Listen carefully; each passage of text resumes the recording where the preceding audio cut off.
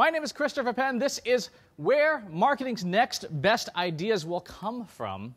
I am from Shift Communications, which is a PR agency located here in Boston. We are the 2013 Agency of the Year, as named by the Holmes Report, for small agencies under $20 million, but we'll skip the ads for now. The hashtag for the session is FutureM, and the most important thing you need to know is that I've had a lot of coffee and a decongestant today, so this will be a really fast session. I want to start with a problem, and an interesting problem at that, about creativity. By the way, this is a session about creative thinking. The problem is this. Based on the Torrance tests, these are creative tests that have been administered to school children in the United States since 1958.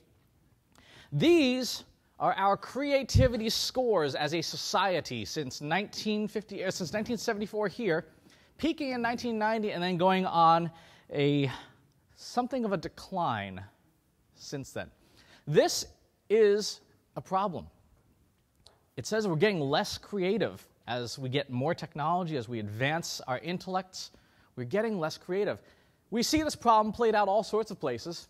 In Hollywood, we have a great idea in 1978, and we just can't seem to stop doing the same thing over and over again. We have this problem, I call it the Hollywood problem. We have this problem in marketing too. How many times have you seen a service that's called like Twitter for startups, like Facebook, the Facebook of automotive industry folks, a Pinterest for guys who are left-handed who only like drinking IPA beers under a blue moon, right? We have a marketing problem. As Ra's al Ghul would say, don't you have anything new? The reason why we don't have anything new has a lot to do with data. Specifically, over-reliance on data. Data is not bad, believe me. For those of you who don't know me, I happen to make my living processing data, among other things, and tweeting a lot, I guess. But this is what we do. As marketers, as CEOs, as business owners, we look at our data and we go, wow, this looked really good. Let's just keep doing more of that. It's kind of like saying, well, that Superman movie worked out pretty well. Let's just keep doing that. Over-reliance on data is kind of like driving a car using only the mirrors. Right? The mirrors are important. They are helpful. They are useful. But if you try and drive your car by them, you're going to have a very, very, very short trip. Right? You need to be looking forward as well. The bigger problem when it comes to creativity is typically this. For a lot of people, this is the moment when we experience paralyzing fear. The blank page. What am I going to tweet about today? What am I going to blog about? What are we going to do with Pinterest? Gosh, how are we going to come up with some creative ideas for the next marketing strategy? We have a fear of creating new things. We have a fear of failure. We have a culture that reinforces a fear of failure, right? Because we say everything has to be perfect the first time. You've got all the data. Why didn't it work? You had all the data. How many people have heard that at their organization? I've heard that at past organizations. My current one's very nice. So how do we overcome this? The biggest problem is going to be this, by the way, guys. These numbers mean that for us, as marketers, as technologists, as creatives, as advertisers, our recruiting pipeline of people who are creative, who have creative capabilities, looks like this. We are at the bottom of the barrel now, and it's going to get worse. If your business relies on creativity for writing, for copy, for social, for interaction, this is your future. Right? We're here about the future of marketing. This is it. This is what it looks like. Unless we grow our own. So the rest of what we're going to talk about today is the process of growing your own creativity, because we're running out of people who are really, really creative. Our school system, our educational system, creates people who are the opposite of creative. We create really good drones. And if we were the Borg, that'd be awesome. But we're not. We only have Google Glass.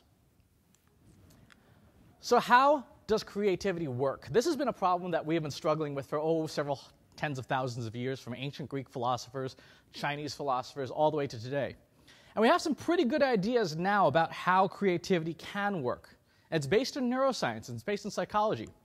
In 2010, Sebastian Healy and Ron Sun from UCSB and RPI, respectively, put together a very long, interesting paper, if you like academic papers. If you don't like academic papers, it's just a very long paper, on the theories behind creativity and how it works.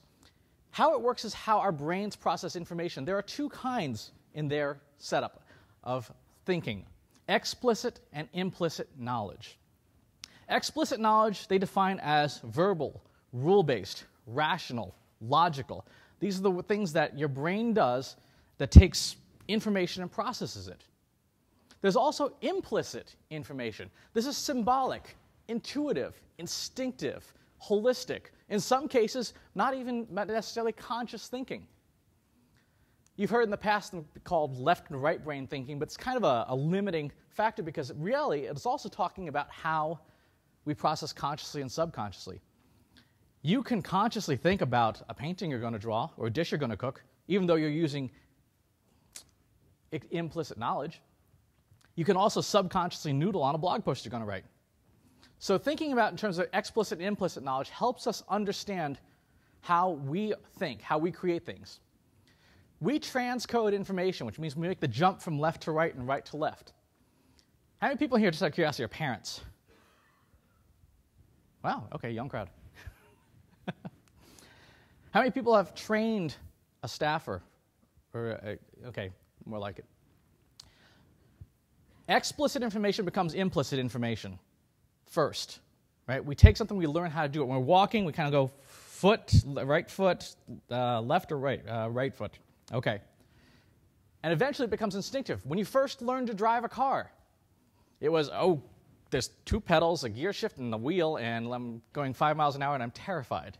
And over time, it becomes instinctive to the point where you can drive your car while you're holding a coffee, reading the paper, putting on your makeup, and shaving, which I saw somebody doing on the pike this morning. We also transcode data outwards, from implicit to explicit. But this is really hard. If you've trained that staff, if you've raised that child, you know how hard it is to explain something that is implicit knowledge. We're really bad at it. How do you explain? Well, I just knew that car was there and I merged. You don't. It's like it's just there. But part of our ability to be creative and part of our ability to foster creativity is being able to transcode that information from the things we know how to do to the things that we can hand to somebody else.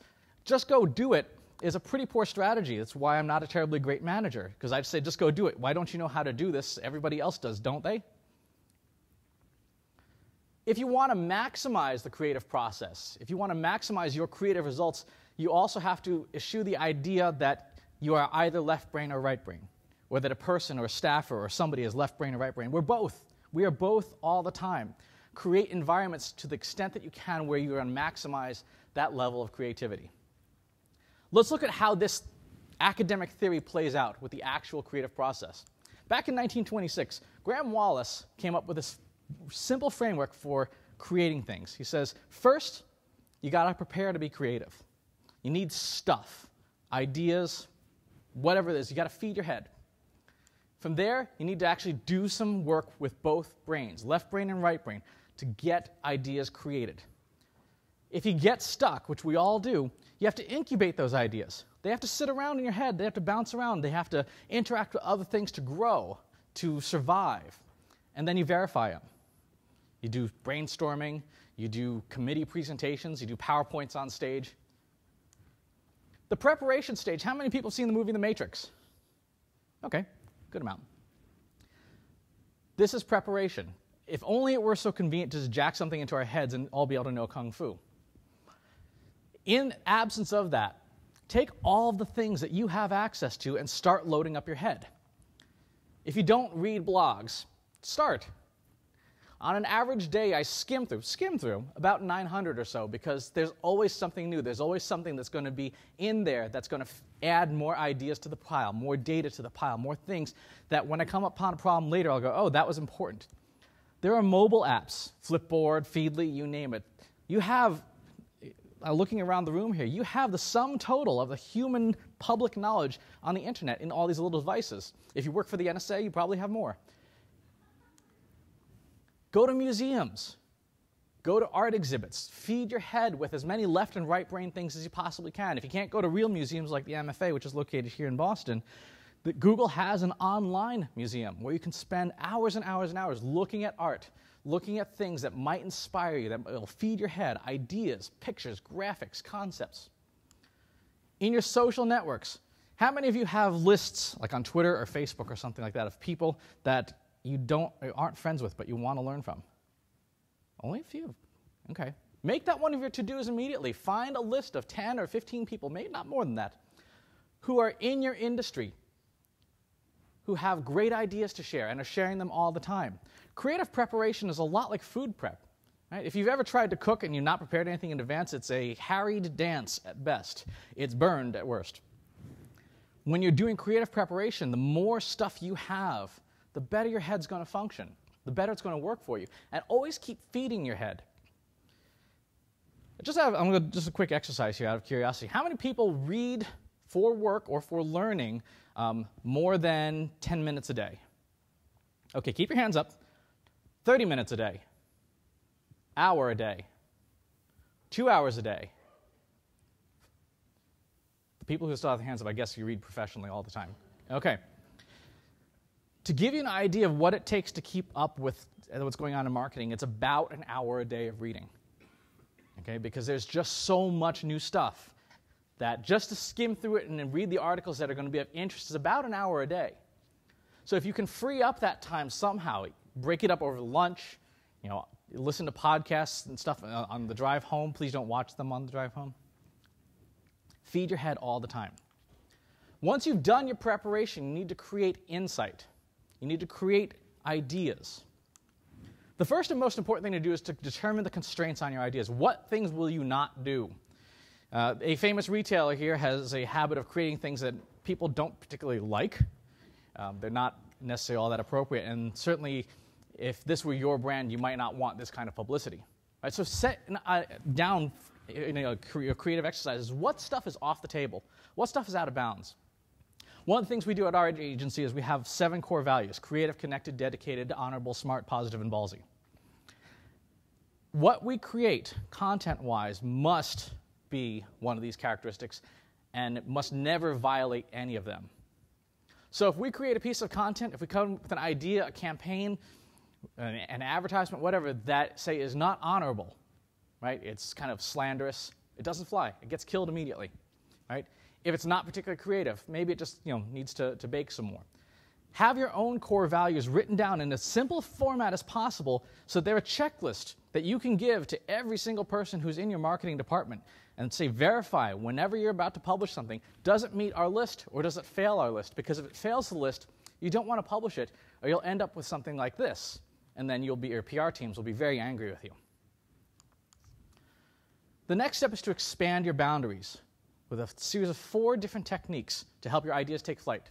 The first is called lateral thinking. This is where you think about something that is related to but not directly connected to what you're doing. This is a campaign that I was working on for a sports tracking watch. The immediate thing is, okay, let's take people who are interested in fitness and market to them. A perfectly rational thing to do, and we do.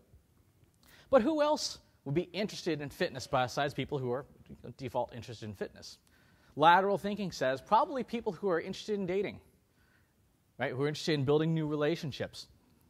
The ads that we've run in this lateral thinking perform better than the ads that are narrowly targeted to a single interest. So what is next to the things you're working on? What is next to the tweet or the blog post or the ad that you're working on?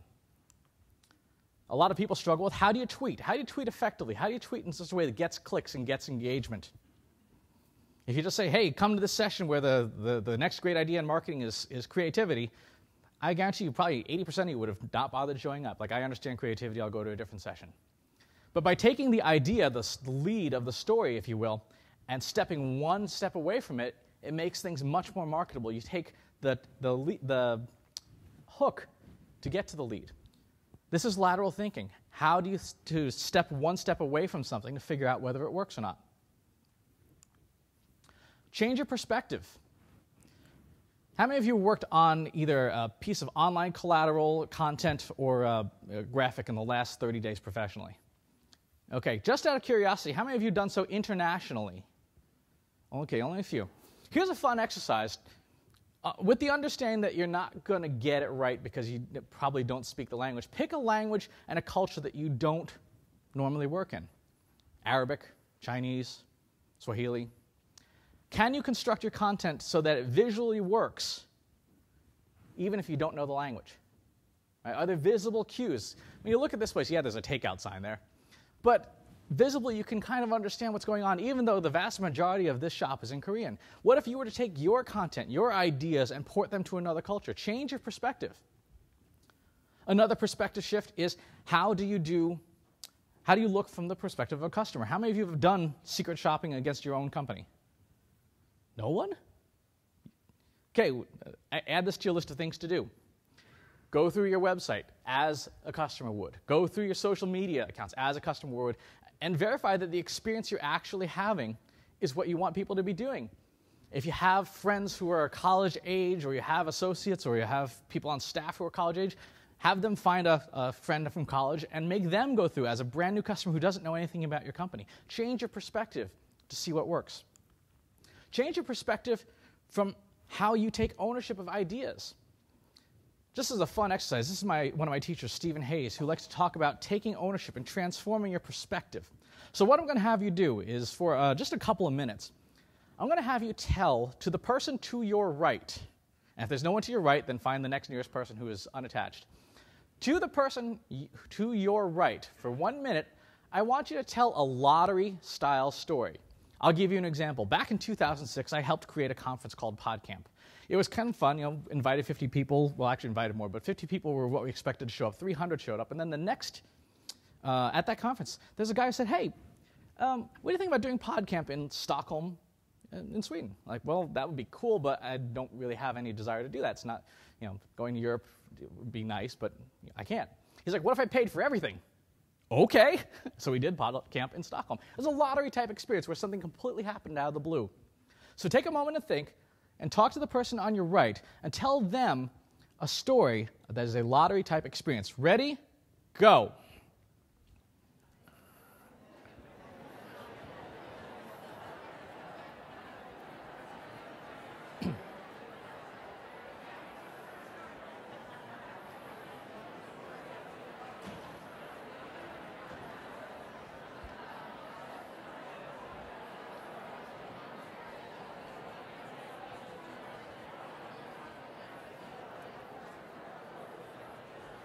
Thirty seconds. 30 seconds.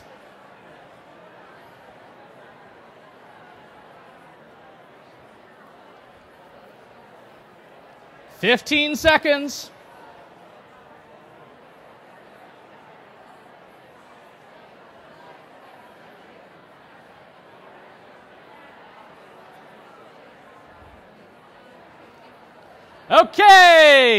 Okay, switch. The person who is telling the story will now listen to the story. The person who is telling the story will now listen to the story. So switch the other way around. Ready? Go.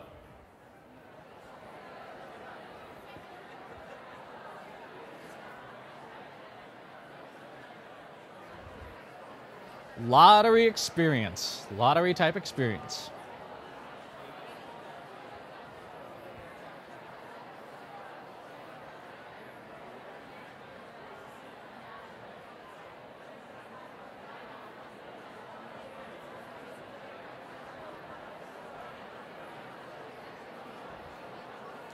Thirty seconds. 30 seconds.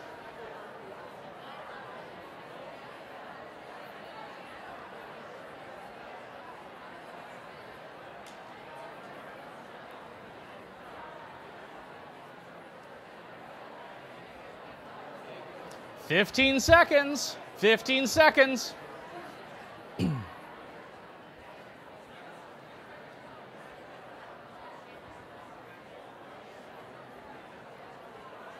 Okay.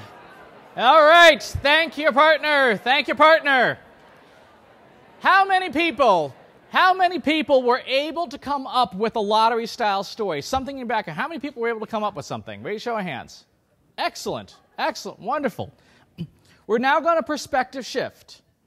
You're going to retell the same story, but as if you meant to do it entirely. So, in 2006, I founded a conference called PodCamp. Yeah, we were projecting 50 people, but we emailed pretty much the entire Boston area. If you were around back then online, you probably got an email from me, sorry. We worked at every angle we could. We talked to journalists, we promoted, we advertised, we did everything we possibly could to attract as many possible people of interest there to the event.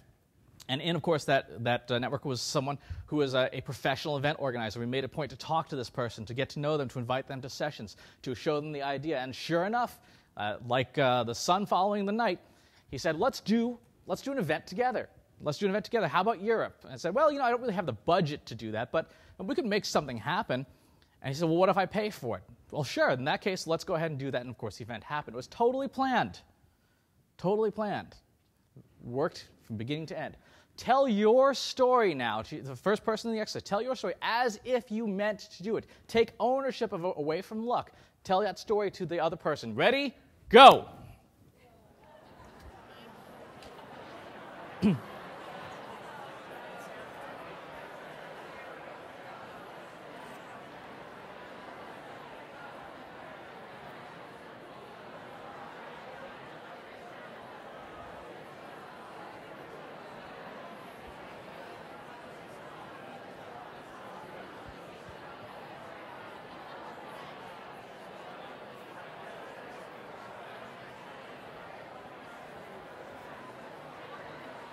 30 seconds. 30 seconds.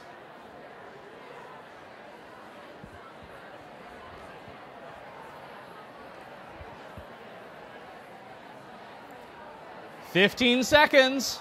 15 seconds.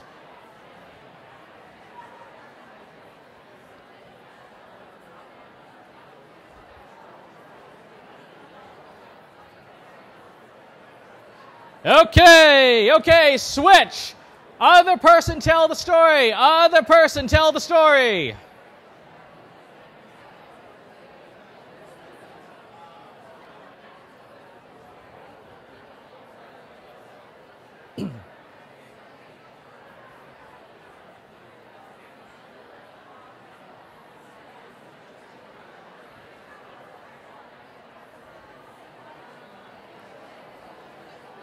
Thirty seconds. 30 seconds.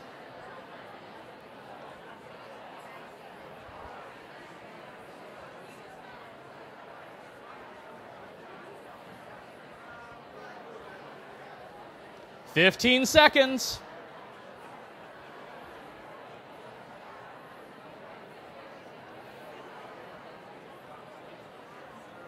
5, 4, 3, 2, 1. Okay, thank you, partner. Thank you, partner. How many people were able to do the second task? How many people were able to take your story and make it as though you meant it to happen? A respectable amount. Congratulations. This is the power of perspective shifting, of taking ownership of things that you normally attribute to luck. It's one of many exercises that you learn. This one particular one comes from Buddhism, but there are things in your own traditions and your own experiences that will help you shift your perspective. The next time you are struggling with your marketing content, do an exercise like this where you can take past success and reverse engineer it to see all the steps that led up to that past success to inspire you, to create new ideas, to say, well, actually, when I was making that conference, yeah, one of the things I remember doing was emailing a whole bunch of people. Maybe we should do that, right? This is a way to reverse engineer the successes and figure out by saying it wasn't luck, it was your efforts and the things you did to make that happen. The third concept is what's called concept porting, where you take something from a dissimilar background that you have experience in and you transform it into something that's going to help your marketing. So, for example, I work in the PR industry, which is a lot like the marketing industry, except I think we drink gin and tonic, they drink martinis. Anyway, one of the things I do in my spare time is martial arts. And there are particular techniques in the martial arts that translate themselves very well to PR and marketing because they contain concepts. This one particular one here is letting somebody kind of run around and expend all their energy, and then you take advantage of their momentum. Well, you think about that from a PR and marketing perspective. If you've got a brand new product and you've got a brand new sector and there's another competitor, maybe you let them soften up the crowd and create the market space, and then once they've expended their budget, you swoop in. A lot of folks in the AdWords space know this technique very well. They know that people who in the pay-per-click industry tend to spend an awful lot of money in the first half of the month, and then their budgets run out the last week. Right? And then you, if you're clever, you run your ads during that last week, and you take away all the audience that they could have had if they had been more judicious with their budget. So you take an idea from one discipline that you have expertise in, that you have knowledge of, and you transform it to another discipline. This works even for silly things like video games. I play World of Warcraft. I play a marksmanship hunter that's a werewolf, kind of funny. A marksmanship hunter has a particularly difficult rotation where you start off with the aim shot and with the bosses above 80% hit Serpent Sting, do a Chimera shot on cooldown, and then proc steady shot, and it goes on and on and on. But the idea I take from this is that marketing and the techniques we have to be done in a certain sequence. If you fail to do it in the right sequence, here, the giant crab or spider or whatever eats you. If you do it wrong in your business, right, your competitors eat you. This is less painful overall, even though it ends up killing you. But what things do you do in your background that you have experience in? How many people, just out of curiosity here, play Candy Crush? Everyone's like, I don't want to raise my hand. How many people have gotten stuck on level 33? I did. How did you get past it? Right? Think about it. How did you get past it? What strategy did you use? It sounds ridiculous, but when you think about it, if I go for the sparkling disco ball that creates from the 5 in a row, I'll get through level 33 faster and easier than if I go for 4 combos or 3 combos. Right? How do you take that idea and say, okay, the immediate obvious solution for our marketing problem is not to do the basic thing. It's to do something different that in the short term doesn't look like a good solution, but the long term is the only way to win. What games do you play? What hobbies do you have? Figure this out. Figure out the things that are in your background. This is why it's so important for you as a marketer and you as a career professional to write out your story. Take an afternoon or a couple of afternoons, the beverage of your choice, a quiet room, and write out your story to see what's in your history and your background that can help you. Here's another example of concept porting. One of my hobbies is economics because I'm a very boring person. One of the things I found in economics, in the stock market particularly, there's these things called moving averages. And I said, well, why don't these work for predicting stocks? Well, it turns out that the reason why things like this don't work really well is there's a whole bunch of information that's not happening on the stock market. But when you apply the same idea, the same concept to your web analytics, magic happens because, well, there are no mysterious other shadow websites that are promoting your company in the background. You have all your data. So I took a concept from another discipline and I moved it into marketing, and it works really well. What things do you do in your spare time? What interests can you bring into your marketing to make you a better marketer? The fourth one is intentional conflict. Put yourself in situations of intentional conflict. It doesn't necessarily have to be in front of another person, but just out of curiosity here, how many people would identify themselves as being sort of a conservative perspective on politics? We're not going to hurt you. I know it's Massachusetts. We're not going to hurt you. How many people here would say you're more of a liberal perspective? Okay. For the people who are liberal, how often do you read the Drudge Report? How often do you listen to Rush Limbaugh? How often do you watch Bill O'Reilly? For the people who are conservative, how often do you listen to NPR? How much do you read the New York Times? When you put yourself into intentional conflict, it gives your brain something to work on. It gives your brain something to disagree with. In the marketing space, there's this one guy who's a social media guru who will tell you the best time to tweet, which is Sunday at 3 p.m., right? Total horseshit. But I read him, and I read people like him, because it gives me ideas. It gives me a point to say, I disagree with that. In fact, I disagree with that so vehemently that 28 new ideas fell out of my head about how we could do this better, about how I could prove that guy wrong. Who do you have? Who do you read that you disagree with? Right? Put yourself in situations where you have intentional conflict. Read stuff you don't agree with. Watch stuff you don't agree with, because it will help you create new ideas. Now, you've got these 4 techniques. Here's the hard part. The hard part is, for some of them, you need to spend time on them until they hurt. That's what I call the 3-minute burn. Let's say you're working on a blog post about the Twitter IPO. The exercise is simple. We're not going to do it now, but take it down as a process. In 3 minutes, no other distractions, turn off everything, hide yourself in a closet with a notepad if you have to, but with a little clock, time, how much can you write? How many concepts and ideas and things do you know about the Twitter IPO, in 3 minutes. It's harder than it sounds. It's much harder than it sounds. But you have to create ideas at volume because a whole bunch of them are going to be really bad, and that's okay. And a couple are going to really sparkle.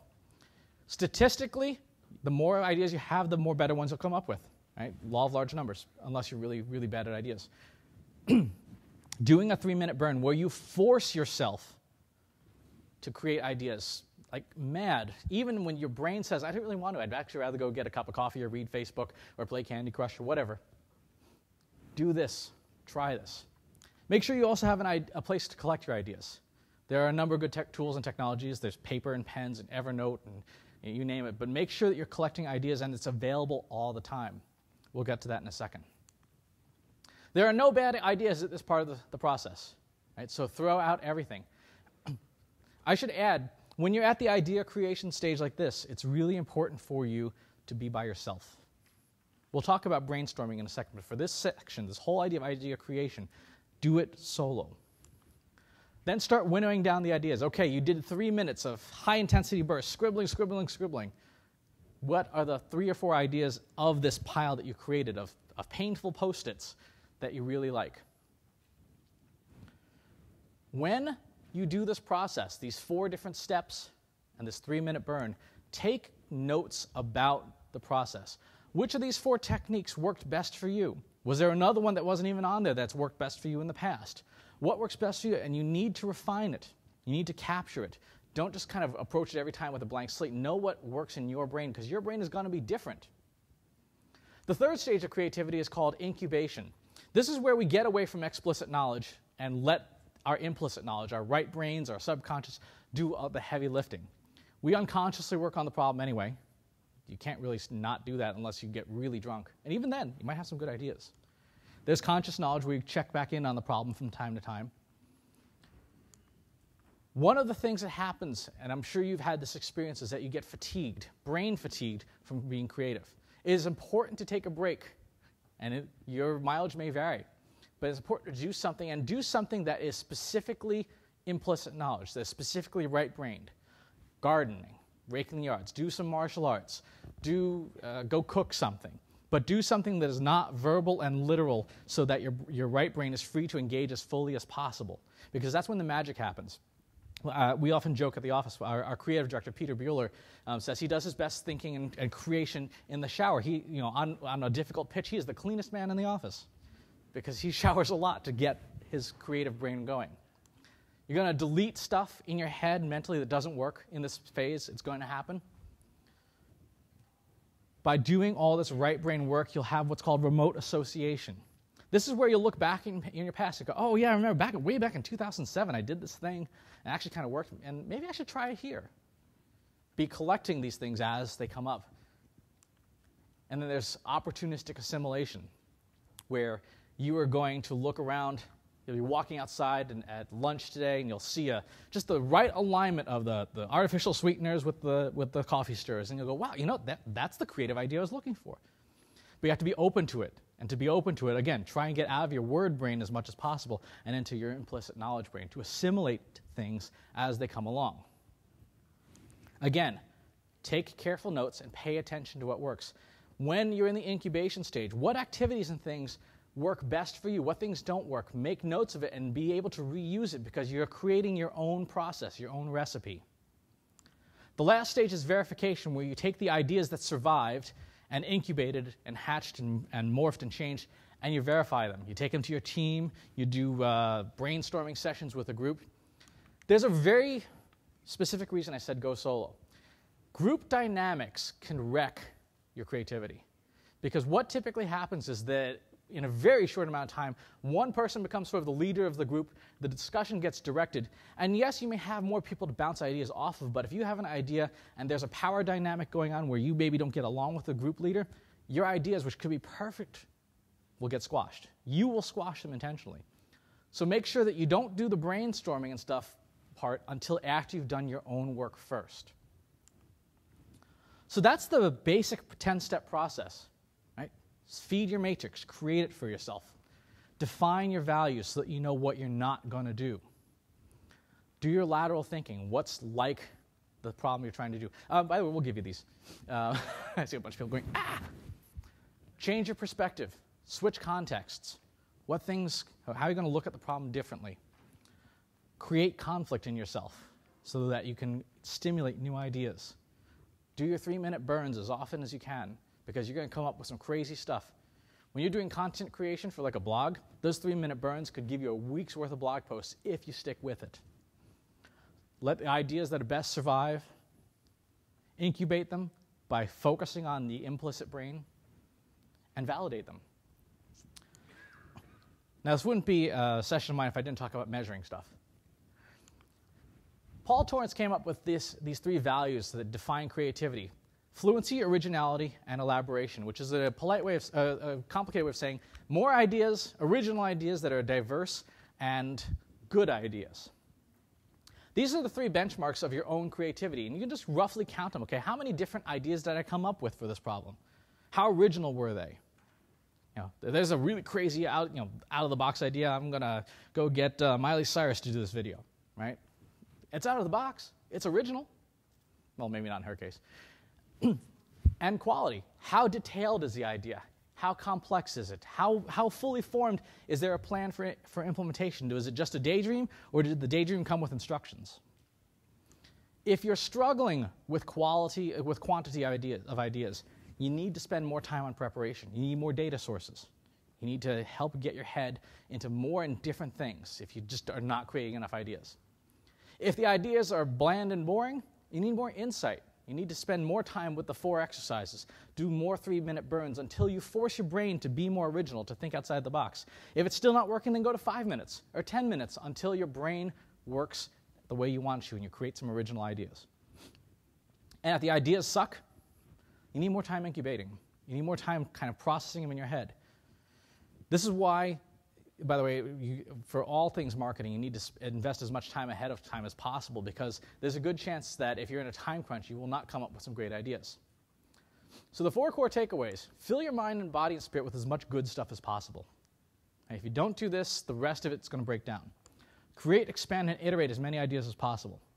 Find the incubation processes that are unique to you, log them, make notes on them, refine them, and verify and collaborate only after you've done the work solo. Here's the final word on creativity. If you've ever made a BLT sandwich, you would think, well, how hard can it be? It's bacon, lettuce, tomato, and bread. But there are so many variations. Some people like their lettuce chopped. Some people like whole pieces of lettuce. Some people use turkey bacon or tofu bacon or whatever other scary substances that people substitute for bacon. Some people toast the bread. Some people toast the bread with a little bit of Parmesan cheese on the outside so the outside of the bread is crispy.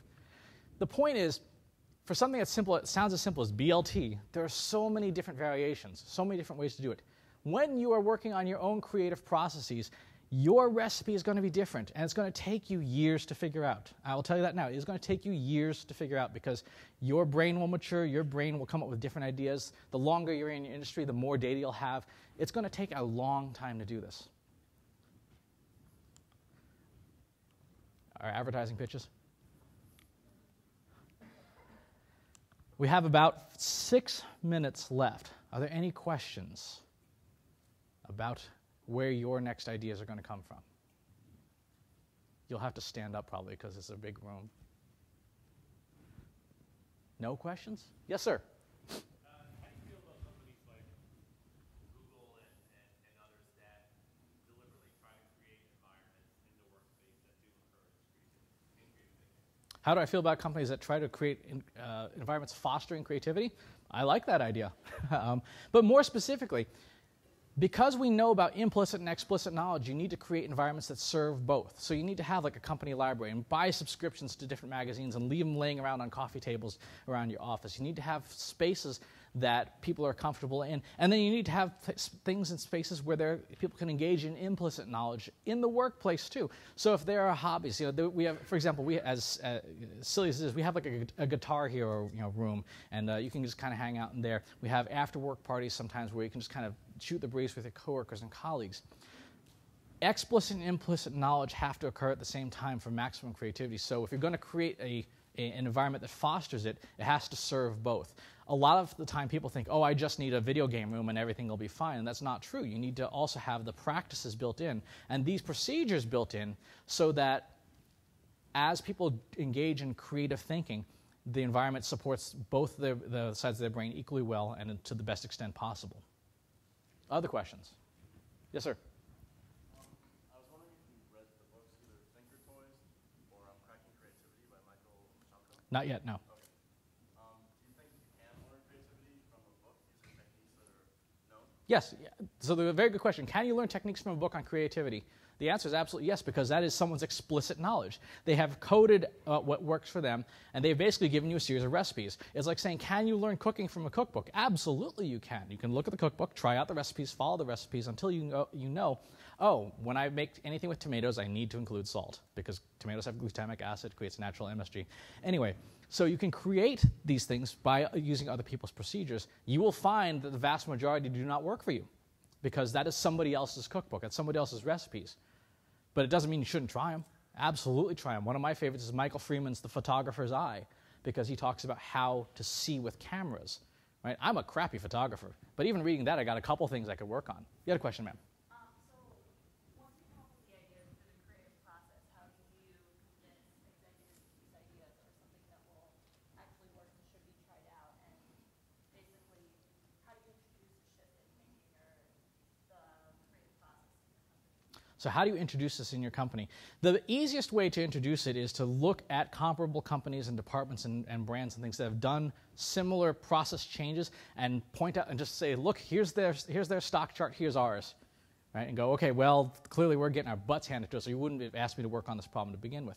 But even, even at a simpler level, just pilot stuff out. Test it out in your department with your team. You may need to take some time after the usual workday, 15 or 20 minutes, just to try these things out. But see what results it gets. Because ultimately, if they're a rational executive, unlike a politician, if they're a rational executive, they'll look at the results and go, okay, we want more of that. What you just created was good. We want more of that. What did you do to get it? And that's when you can introduce these policies and procedures. Other questions? Yes, sir. Oh, I'll get to you next.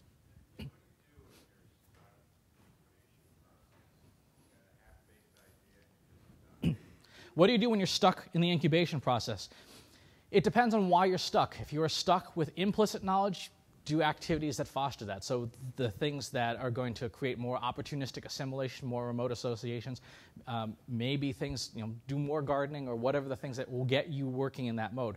There are some ideas that will not come to fruition too. They will just stay stuck for years. And there's a reason why your brain does that, is because your brain doesn't have enough input.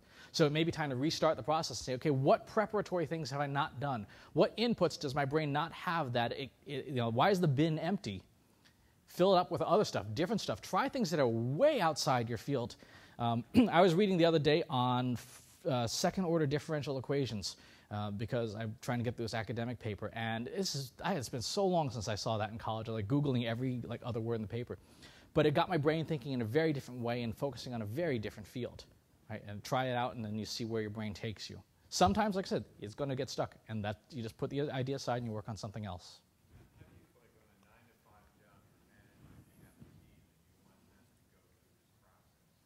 How do you get them to do this? You have to allocate the time. You have to be willing to pilot it out and allocate the time. If you can, literally dedicate and say, look, it's going to be an hour a week, right? It's 1/40th of your work week. Take the time to do this. We're piloting an idea right now internally of saying we have a no interruption hour on one of our teams where we say you put all the devices in this bin, right? And we're just going to work on one thing together as a team, and just testing it out. That's the biggest thing with all this stuff, is you've got to test it out internally to see if it's going to stick, if it fits with your culture. It may not, in which case you may just use these techniques privately and personally. But because they're relatively proven and there's so many different resources on creativity, you should be able to generate newer and better results in a very short amount of time. You had a question, sir? Yeah, I thought it was interesting that you put the sort of brainstorming verification at the end of the process. Yes. At the beginning, a lot of creativity people would say that you need to get a lot of people and a lot of ideas out first. Mm-hmm. And I wonder if you could speak to why you put that sort of, why you put that part at the end, and then how do you help that team at the end continue to create divergent, new, interesting ideas, almost bring it back to the preparation stage? It seems like there's a loop there. It's a good question. So why is brainstorming at the end when everyone else puts it at the beginning? Because the idea with this is that you do your own work first and try and maximize your own creativity before you work in team dynamics. Because I've worked with some creative folks and in some creative environments where ideas just bounce off each other and things flourish. I've also worked with teams that have the hippo problem. And the hippo problem is the highest individually paid person's opinion, which kills the exercise. At one other company I was working for in the past, every brainstorming session was listening to the hippo share their ideas for 45 minutes, and no one else got a word in edgewise. So by doing this first, by doing your own individual things first, you can come with 3 or 4 things that are reasonably well baked, and then bring that with your team and say, look, here's the things I came up with, and you can talk about them and share them in all the depth, and they can then repeat the process: preparation, insight, incubation, and verification as a team, and it can grow bigger and bigger. So it is iterative: personal, group, organizational. There's a question in the back.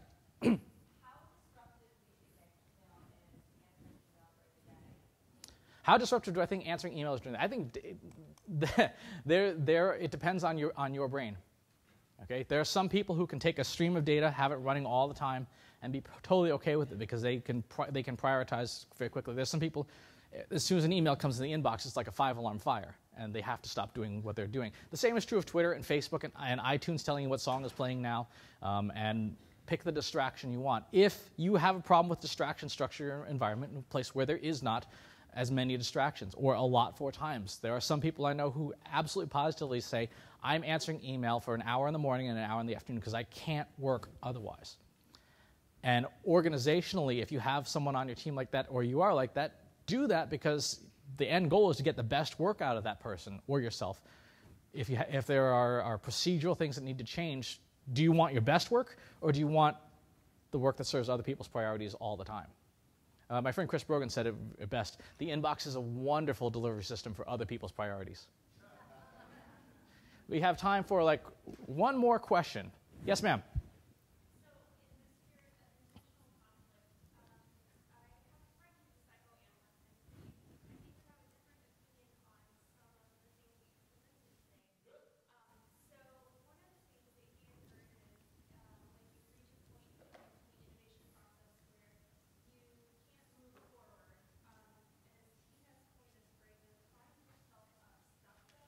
Okay.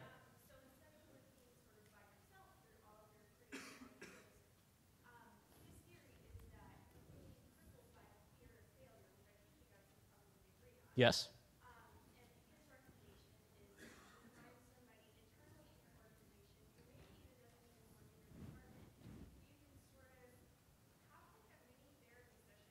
Sure. Mm-hmm.